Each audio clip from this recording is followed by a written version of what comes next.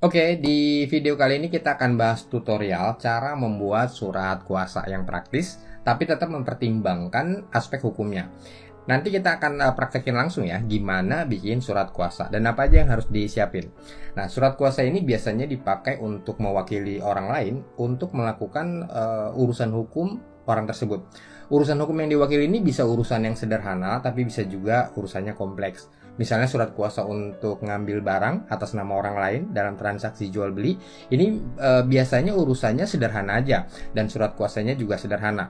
Tapi kalau surat kuasa untuk mewakili perusahaan dalam mengurusi misalnya urusan ketenaga kerjaan perusahaannya atau seorang lawyer yang mewakili kasus hukum kliennya, ini biasanya lebih kompleks. Jadi tergantung dari urusan hukumnya. Oke, langsung aja ya kita bahas teknisnya gimana cara membuat surat kuasa.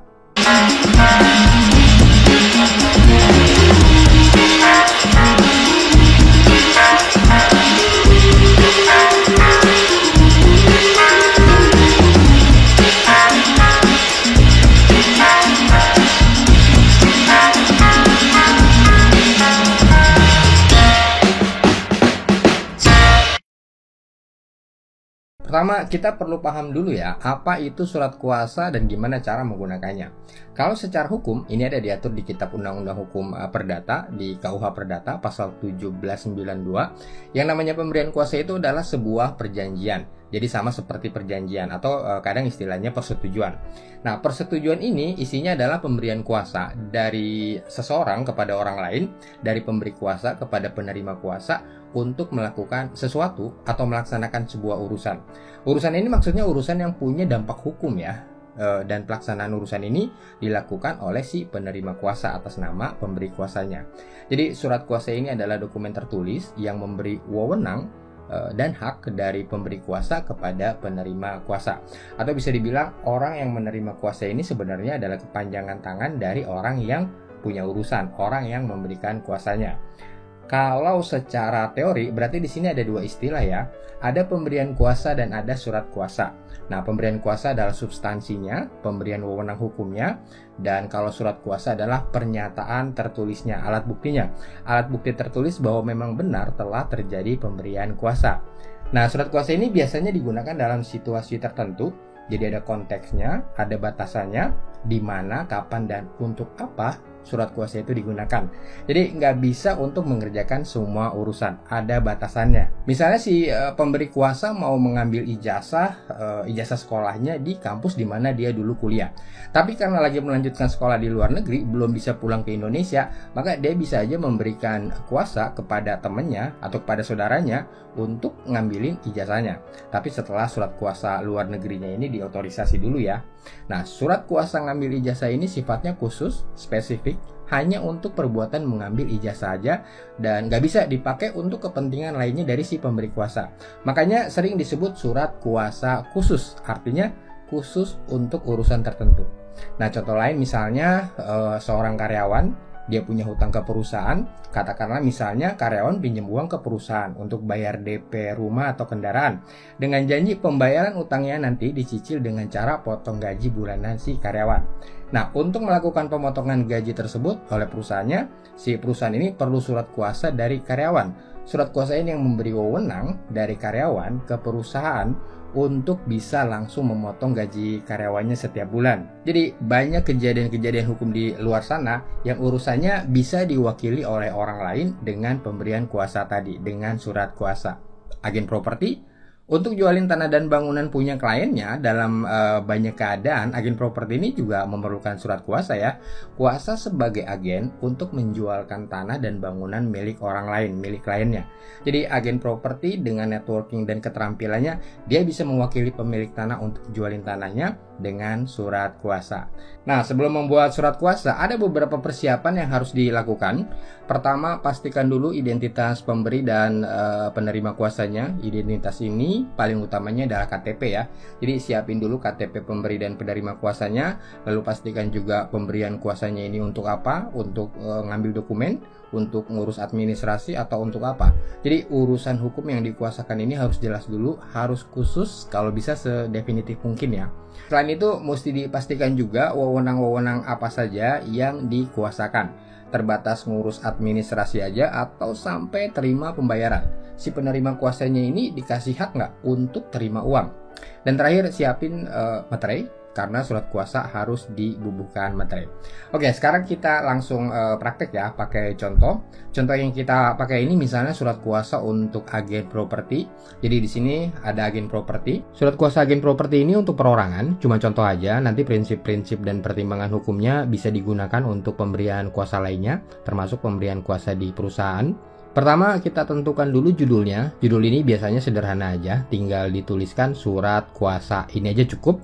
Kalau nomor surat kuasanya ini pilihan ya, boleh dikasih nomor surat, boleh juga enggak. Ini bukan syarat hukum. Biasanya nomor surat kuasa sama seperti nomor dokumen lainnya. Keperluannya untuk manajemen dokumen, untuk klasifikasi dokumen, makanya dikasih nomor, terutama untuk di perusahaan. Jadi dikasih nomor surat untuk membedakannya dengan surat-surat perusahaan yang lain, yang biasanya banyak jumlahnya. Kalau untuk perorangan seperti ini umumnya tidak diperlukan nomor surat, jadi pilihan aja. Nomor surat ini boleh dicantumkan, boleh juga tidak. Kedua, waktu dan tempat. Kapan dan di mana pemberian kuasa itu terjadi? Salah satu aspek penting dari sebuah peristiwa hukum adalah waktu dan tempat peristiwa hukum itu terjadi, tempus dan lokusnya. Sama juga seperti peristiwa hukum pemberian kuasa, perlu ditentukan kapan dan di mana kuasa itu diberikan. Ketiga, para pihaknya, pemberi kuasa dan penerima kuasa. Pemberi kuasa adalah orang yang memberikan kuasanya, orang yang memberikan wewenangnya, atau orang yang diwakili urusan hukumnya. Kalau penerima kuasa sebaliknya, dia adalah orang yang diberi kuasa, orang yang diberi wewenang, dan berhak mewakili pemberi kuasa untuk menangani urusan hukumnya. Nah, dokumen yang menjadi dasar dari status hukum masing-masing pemberi dan penerima kuasa ini adalah kartu tanda penduduk (KTP). Jadi di dalam kolom nama para pihak ini bisa dimasukkan data-data yang ada di KTP pemberi dan penerima kuasanya. Minimal yang dicantumkan adalah nama, alamat, dan nomor induk kependudukan atau NIK. Ini data minimalnya. Kalau mau ditambahkan data lain juga bisa ya. Misalnya ditambahkan data tempat dan tanggal lahir atau nomor telepon. Keempat, kepentingan hukumnya. Pemberian kuasa ini untuk urusan apa? Untuk tindakan hukum apa? Di surat kuasa biasanya dicantumkan kata ini ya, khusus. Ini artinya kuasa itu diberikan untuk sebuah tindakan hukum yang khusus, yang spesifik. Kekhususan ini untuk membedakannya dengan urusan hukum si pemberi kuasa yang lain. Si pemberi kuasa ini kan pastinya punya banyak urusan ya dalam hidupnya. Nah, kata khusus di sini menunjukkan satu urusan yang spesifik dari si pemberi kuasa. Jadi tidak meliputi semua urusan hukum pemberi kuasa. Untuk urusan hukum yang lain, ya ada surat kuasanya lagi yang lain. Apa urusan khusus yang harus dilaksanakan oleh penerima kuasa? Ini dijelaskan dalam bagian berikutnya setelah kata khusus tadi. Di bagian ini dijelaskan secara spesifik batasan urusan yang harus dilaksanakan oleh penerima kuasa. Jadi konteksnya jelas, ruang lingkupnya jelas, batasannya juga jelas. Untuk surat kuasa agen properti, di bagian ini harus dijelaskan ruang lingkupnya, yaitu untuk mencarikan calon pembeli dari tanah dan bangunan. Pertanyaannya, tanah dan bangunan yang mana? Jangan-jangan si pemberi kuasa ini punya 2 atau 3 tanah dan bangunan. Nah, supaya jelas tanah dan bangunan yang mana, sebaiknya dicantumkan juga sertifikatnya ya di sini. Ada nomornya, tanggalnya, supaya objeknya menjadi jelas. Dengan batasan ini, urusan hukum yang harus dikerjakan jadi cukup clear, terbatas hanya untuk mencarikan calon pembeli tanah, tidak termasuk urusan hukum lainnya. Wewenang ini bisa aja sampai misalnya negosiasi harga. Jadi agen propertinya dikasih wewenang untuk menyepakati harga tanah dengan calon pembeli. Tapi sampai nentuin harga jualnya aja ya, nggak bisa terlibat jauh sampai transaksinya. Karena kalau transaksi tanah itu kan harus dilakukan sendiri oleh pemiliknya di kantor PPAT. Jadi batasan agen properti ini mentok cuma sampai nentuin harga tanah. Bagian berikutnya rincian kewenangan penerima kuasa, apa saja kewenangan yang diberikan oleh pemberi kuasa kepada penerima kuasa untuk menjalankan urusan tadi. Sebagai agen properti mencari calon pembeli. Wewenangnya bisa macam-macam, wewenang untuk menawarkan tanah dan bangunan, kalau perlu wewenang untuk mempromosikannya di sosial media. Ada juga wewenang untuk negosiasi harga sama calon pembelinya, dan wewenang untuk memperlihatkan dokumen-dokumen tanahnya biar calon pembelinya yakin. Kalau perlu bisa juga ditambahkan kewenangan misalnya melakukan pengecekan langsung tanahnya di kantor pertanahan. Jadi apa-apa saja yang diperlukan di dalam proses mencari calon pembeli itu dituangkan di bagian ini.